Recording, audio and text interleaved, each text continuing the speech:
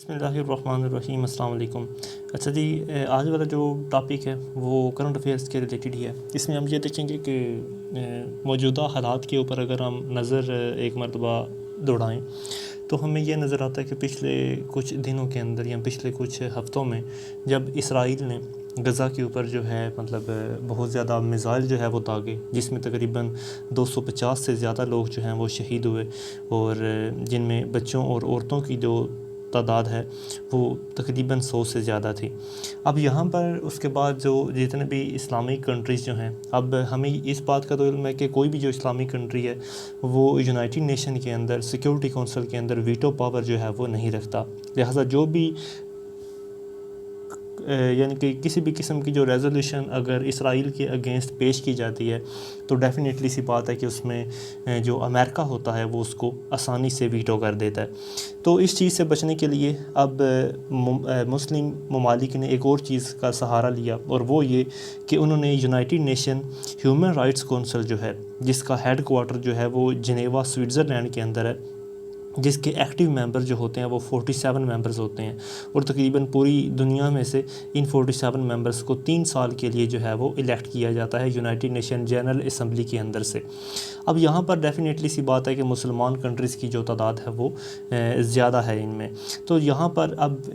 مسلمان کنٹریز نے کیا کہ انہوں نے ایک ریزولوشن پاس کی تھی اسرائیل کے اگینسٹ، جس میں commission of inquiry into violation کے مطلب وہ تمام قسم کے جو ہیومن رائٹس کی وائلیشن کی گئی ہے اسرائیل کی طرف سے جب اس نے غزہ کے اوپر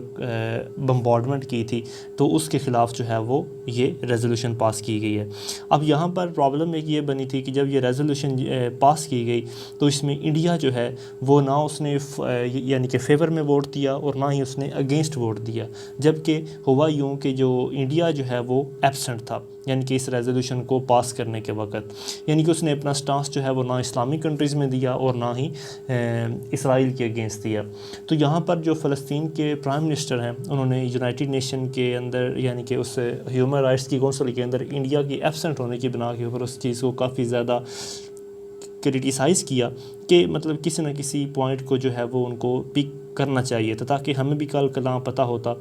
کہ انڈیا آخر ہمارے اگینسٹ ہے یا ہمارے فیور میں ہے۔ اب یہاں پر انڈیا جو ہے اس نے یعنی کہ انٹرنیشنل کمیونٹی کے اندر اس نے یہ اپرچونٹی کو مس کیا کہ اس نے ایک ایسے کنٹریز کو اکاؤنٹیبل ٹھہرانے کے لیے اس نے اپنا ووٹ دیا ہی نہیں کہ جس نے بہت زیادہ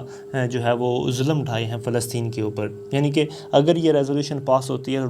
ڈیفینیٹلی سی بات ہے کہ مطلب یہ پاس ہو بھی گئی ہے اور کافی زیادہ فیور میں یعنی کہ پاس ہوئی ہے، کیونکہ مسلمان کنٹریز کی تعداد جو ہے وہ زیادہ تھی۔ اگر یہ یعنی کہ انڈیا بھی اس میں شامل ہو جاتا تو یہ جو اکاؤنٹیبلٹی کا یا جسٹس کا یا جو پیس کا یہ جو پروسیس ہے تو اس کا حصہ بھی جو ہے وہ اس میں آ جانا تھا۔ تقریباً انڈیا سمیت 14 ایسے ممالک تھے جنہوں نے مطلب اس ریزولوشن کے اندر انہوں نے حصہ نہیں لیا، اور یہاں پر یعنی کہ 14 کنٹریز نے حصہ نہیں لیا، جس میں سے پھر جو باقی 24 ہیں انہوں نے اس کے فیور میں ووٹ دیا، اور جو 9 ممالک ہیں انہوں نے مطلب اس کے اگینسٹ جو ہے وہ ووٹ دیا، اور یہ 27 مئی 2021 کو یہ ریزولوشن جو ہے وہ پاس کی گئی تھی اسرائیل کے خلاف۔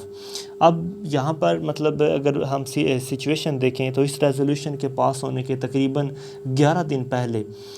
جب یعنی کہ جنیوا کے اندر یہ ریزولوشن پاس ہوئی تو یونائٹڈ نیشن سیکیورٹی کونسل کے اندر انڈیا کی طرف سے جو سٹیٹمنٹ دی گئی تھی، یعنی کہ ان کا جو ریپریزنٹیو پرماننٹ ریپریزنٹیو ہے انڈیا کا یونائٹڈ نیشن سیکیورٹی کونسل کے اندر، ان کی طرف سے یہ سٹیٹمنٹ دی گئی کہ انڈیا جو ہے وہ اسٹرانگلی سپورٹ کرتا ہے فلسطین کاز کو، اور ساتھ ہی ساتھ وہ یہ بھی یعنی کہ کرتا ہے کہ وہ 2 اسٹیٹ سولوشن جو ہے اس کے لیے بھی یعنی کہ اس کی کوشش ہے کہ فلسطین کا حل جو ہے وہ 2 اسٹیٹ سولوشن کے اندر ہی ہے۔ جبکہ یہی بات جب مئی 20 کے بعد آتی ہے تو وہی جو پرماننٹ ریپریزنٹیو ہوتے ہیں یونائٹڈ نیشن جنرل اسمبلی کے اندر، وہ ان الفاظ کو نکال دیتے ہیں کہ وہ اسٹرانگلی کنڈیم کریں گے فلسطین کاز کو، یعنی کہ وہ فلسطین کاز کو نکال کے باقی اپنی اسٹیٹمنٹ میں کہتے ہیں کہ وہ پیس چاہتے ہیں یا مطلب وہ ریزولوشن چاہتے ہیں یا وہ کیا چیز چاہتے ہیں۔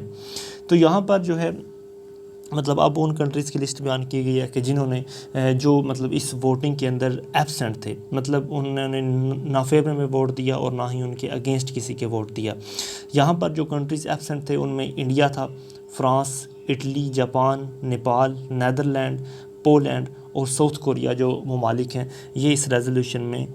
شامل ہی نہیں ہوئے، جبکہ چائنا، پاکستان، بنگلہ دیش، رشیا یہ وہ والے ممالک تھے، یعنی کہ ٹوٹل 24 ممالک تھے جن میں باقی سارے عرب کنٹریز بھی آ جاتے ہیں جنہوں نے فیور کے اندر ووٹ دیا،